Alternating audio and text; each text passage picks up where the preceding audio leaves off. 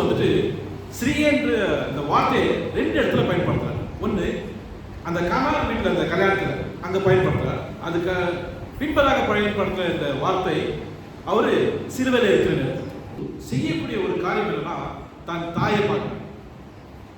அதில் நம்ம பார்க்க வந்துட்டு இட்ஸ் ஜீசஸ் தான் பயாலஜிக்கல் செல் அப்படின்னா ரத்தத்தால் அவங்க பெருக்கல் இப்படி யோசிப்பாலும் மரியாதை அவங்க பெருக்கல். ஆனாலும் அந்த சிலுவையில அவர் நினைவு கூறுறார் யாரு தன் தாய் பண்ணுவது. ஒன்று அன்பு, யாருக்கு தாய்க்கும் பிள்ளைக்கு இருக்கிற ஒரு அன்பு. 2 ரெஸ்பான்சிபிலிட்டிஸ், பொறுப்பு, பிள்ளை தன் தாய்க்கு செய்ய வேண்டிய பொறுப்பு. 3வது ஒரு குடும்பம். அப்போ இந்த 3 காரியத்தை நான் யோசிச்சுட்டு இருந்தேன், என்னவா இருக்கும் அப்படி. அப்போ நான் யோசிச்ச ஒரு முதலாவது காரியம் அன்பு. அந்த நோவின் நிமித்தமாக இயேசு கிறிஸ்து வந்து தன் தாய்க்கு அன்பு செலுத்துறார். தன் தாய் மரியா இயேசுக்கு கஷ்டம் எல்லாம் கண்டு கொடுத்துருப்பாங்க. அப்போ இயேசுக்கு அந்த சிலுவையில் இருக்கிறப்போ, அந்த நோவில் இருக்கிறப்போ இயேசு தன் தாயை பார்த்து அவர் அன்பு செலுத்துறார். அந்த அன்பு இட்ஸ் கால்ட் as unconditional, யாராலையும் கொடுக்க முடியாத ஒரு அன்பு. அந்த அன்பு அவர் செலுத்துறார். அந்த நோவிலே அவர் அன்பு செலுத்தி சொல்றார், சிறியே இதோ ஒரு மகன். அப்போ யோவானுக்கும் மேரிக்கும் ஒரு ஒரு ரிலேஷன்ஷிப். நான் மரித்ததற்கு பின்பதாக என் தாயை யார் பார்ப்பாங்க? தன் தாயை பார்த்து நான் மரித்ததற்கு பின்பதாக என் தாய் எப்படி அவங்க உயிர் வாழ்வாங்க, எப்படி அவங்க நாட்கள் அவங்க கடந்து போவோம். அப்ப அந்த அன்பு, அந்த அக்கறை இயேசுக்கு இருந்தது. அப்ப இன்னைக்கு ஒரு கேள்வி, நம்மளிடத்துல இந்த அன்பு இருக்கா? நம்ம பெற்றோருக்கு நம்ம அன்பு இருக்கா? அந்த அக்கறை இருக்கா? வார்த்தையினால் வருகிற அன்பு இல்லை, நம்ம செய்யற ஒரு காரியம் தான் அன்பு.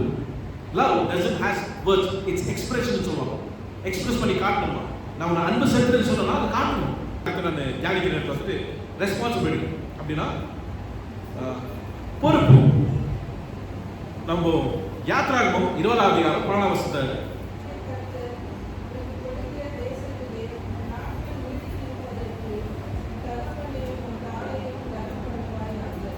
இன்னைக்கு நம்மளுக்கு ஒரு 1000 நாட்கள் கூட்டி கொடுக்கணும் எழுதினோம் சொன்னாங்கன்னா யாரை கனப்படுத்தணுமா? தாய் பெற்றோரை கனப்படுத்தணும்.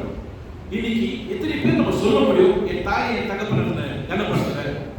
நீ நீடித்த நாட்கள் இருக்குன்னு சொன்னா உன் தாயை தகப்பன தாயை கனப்படுத்தணும்னு சொல்ற. அப்போ அது ஒரு பெரிய ஒரு பொறுப்பு, ஆண்டு கொடுத்த ஒரு பொறுப்பு நமக்கு. என்னது? நம்ம பெற்றோர்களை கனப்படுத்தணும், பராமரிக்கணும், அவங்களை பாதுகாக்கணும் சொல்றாங்க. என்னது? முதல்ல உன் தாய்க்கு நீ அன்பு செலுத்து. 2வது உன் பொறுப்பை நீ எடுத்துக்கோ. அந்த பொறுப்பை எப்படி வர சொன்னா நம்ம தான் கற்றுக் கொடுக்கணும். இயேசு கிறிஸ்துவுக்கு மரியா யூத கலாச்சாரம் நல்லா அழகாக கற்றுக் கொடுத்துருப்பாங்க. தேவன் தான், ஆனாலும் தன் தாயோட கடமையை அவர் செஞ்சார். அதுதான் இயேசு கிறிஸ்து ஸ்ரீயே சொன்னாங்க, தன் தாயை விட்டு கொடுத்தாங்க. முதலாவது என்ன சொன்னாங்க? அன்பு செலுத்தினாங்க. 2வது அவரோட பொறுப்பை அவர் செஞ்சார். 3வது காரியத்தை பார்க்கலாம். யாரா இருந்தாலும் கிறிஸ்துவின் அன்பு செலுத்தணும். அந்த கிறிஸ்து சிறுவையில இருந்தும் அன்பை செலுத்தினார். சிறுவையில இருந்தும் அவர் என்ன பண்ணார்? அவர் ஒரு பொறுப்பை எடுத்தார். சிறுவையில இருந்தும் அவர் ஒரு குடும்பமா பார்க்கிறார். இன்னைக்கு அந்த நோடி இயேசு கிறிஸ்து இருக்கிறப்போ இன்னைக்கு ஆண்டவர் நமக்கு என்ன பண்ணாரு? விடுதலை கொடுத்திருக்கார். அவர் செஞ்ச ஒரு காரியம் தன் தாயை அந்த 3வது வார்த்தை, ஸ்ரீயே இதோ ஒரு மகன். அப்போ அதே தேவன் தான் இன்னைக்கு நமக்கு என்ன கொடுத்திருக்காரு? புத்திரசீகாரம் கொடுத்திருக்காரு. அவர் அன்பு செலுத்தினதோடு தான் இன்னைக்கு நம்ம இங்க இருக்கிறோம். அந்த அன்பை தான் அவர் கொடுக்க சொல்றாரு. அவரோட கட்டளை பிறருக்கு நீங்க அன்பு செலுத்து. பெற்றோர்கள் அன்பு செலுத்து முதலாவது. 2வது நம்ம அந்த பொறுப்பை எடுத்து வழிநடத்து. 3வது சபை குடும்பத்தில் நம்ம மற்றவங்களை துச்சமாக பார்க்கக்கூடாது.